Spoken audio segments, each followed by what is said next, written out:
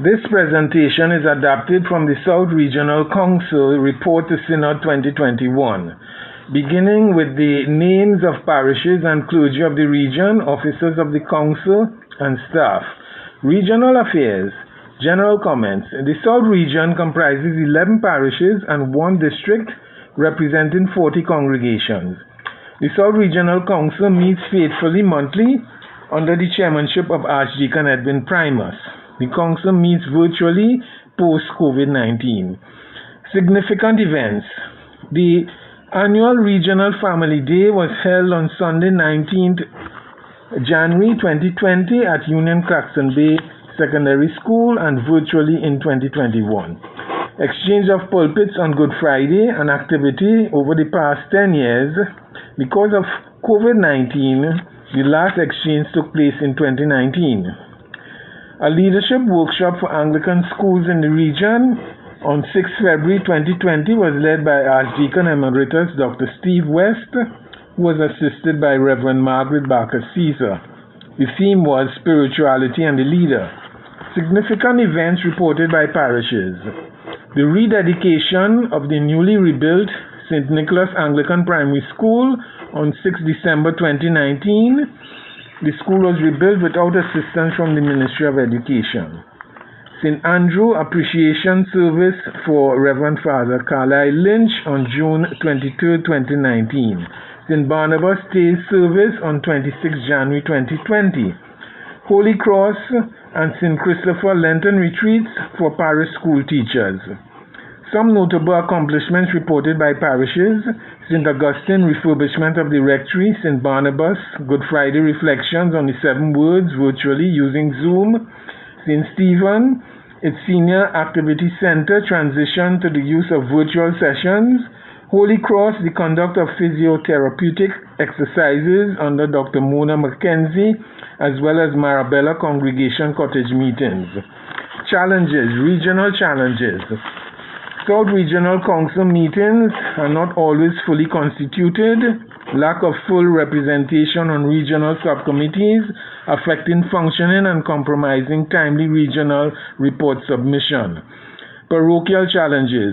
Post-COVID-19 challenges arose from absence of vulnerable members, limitations of number of people in the building, reduction in loose offerings, and inability to visit and administer Holy Communion to the sick and shut-ins.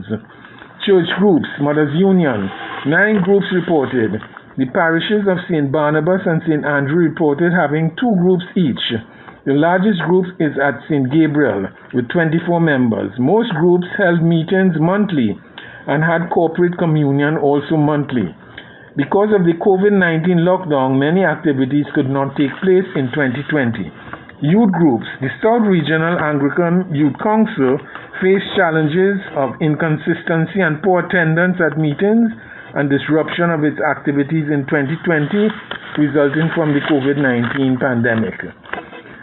Set objectives for 2020 from guidance of the Diocesan Youth and Young Adult Department involved visiting various parish youth services, attending youth activities and offering support to other parishes, increasing spirituality, Anglican faith and practice, participating in diocesan activities, empowering and nurturing the youth, recruitment of new members, raising funds for church projects and youth projects and workshops. Other groups reported by parishes were Bible study groups in various parishes, Anglican Churchmen's Society and other men's groups, adult education, Guild of the Blessed Sacrament, liturgical ministry, Guild of St. Raphael, ushers, servers guild, hospitality committee, prayer group, choir. Lay ministers. In the parishes, the lay ministers continue to support the clergy. Monthly meetings are held on the 4th Saturdays at St. Paul's. All lay ministers in the region are expected to attend these meetings for the purpose of training and personal development. They are organized by Archdeacon Edwin Primus. Ecumenical affairs. Parishes reported sharing in ecumenical services in their various districts, sharing pulpits, doing outdoor services, and having Bible study open to the community. Christian Education Introduction. This summarizes the 2020 programs of 5 parishes on this area of mission. Overview. In the face of COVID-19, innovative ways were used based on information and communication technology, a critical resource for the future and the way forward. An overview of programs of highest impact within the region. Adult Christian Education. The Bible Experience Bible Study hosted by Archdeacon Dr. Steve West continued via Zoom, hosting over 40 participants weekly and attracting persons not resident in the region. Other programs. The Cleanse My Temple team at St. Paul organized a 10-week session named A Time to Be Sowing, which focused on the work of the Holy Spirit, based on St. Paul's letter to the Galatians chapter 5. The second phase was a 5-week session named Preparing the Soil, based on St. Paul's letter to the Romans chapter 12. Institutions and schools. There are 27 primary schools, 2 secondary schools, and 3 early childhood care and education centers in the region. The South Regional Education Committee, a subcommittee of the Anglican Education Board of Management, has oversight of these schools. Church-school relationship. A strong bond exists, which is reflected in the importance of the sacred space, clergy visitation to conduct services and religious observances, and Lenten retreats for teachers. Professional development. Teachers engage in various professional development activities, including numeracy and literacy, creative writing, citizenship, differentiated instruction, testing and evaluation, health awareness, team building, and early childhood care and education transition. There were various core and extracurricular activities. Response to COVID-19. New post-COVID-19 measures, approaches, and strategies came to the fore. Several platforms were used, such as Google Meet. Devices were donated for greater and improved connectivity, and assistance was provided with copying, printing, and internet access. Building and lands. Parishes worked closely with the property unit with respect to establishing a list of properties within the parishes and to verify the status of all properties. Regular interaction with tenants, prompt action in relation to squatters and other irregularities. Parishes also worked with other stakeholders to accomplish some of their goals. For example, St. Barnabas with CPEP and St. Christopher with the Superior Regional Corporation.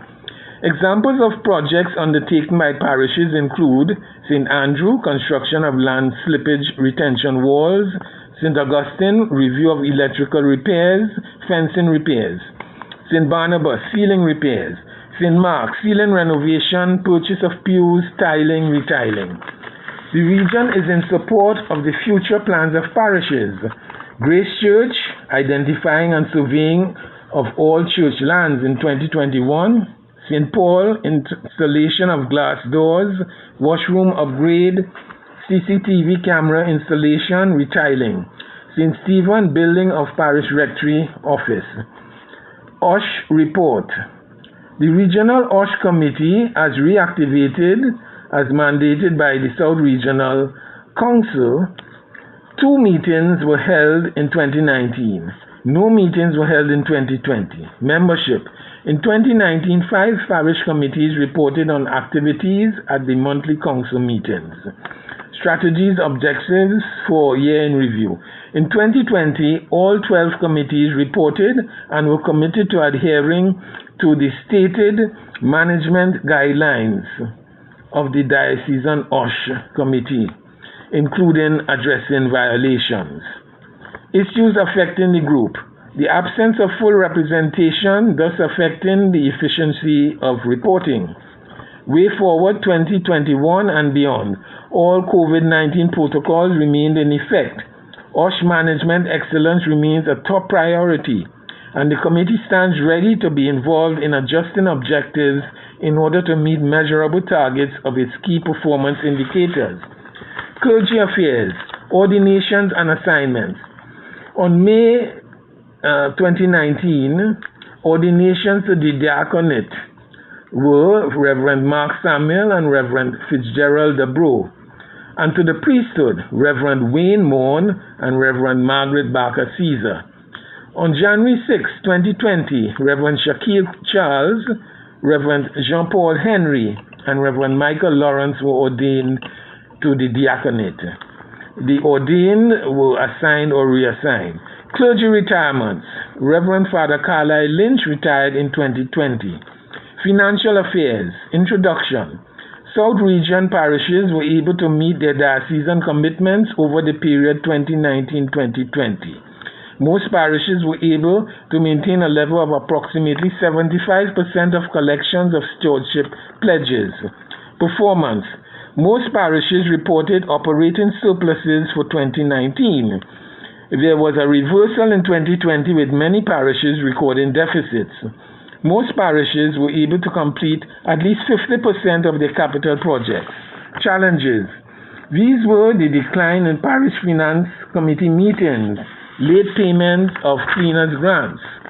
Some parishes had to meet accumulated debt liability payments to the NIB, the dwindling of corporate funding, and the negative impact and hardship from Petrotrin Refinery and Point Lisa's plant closures.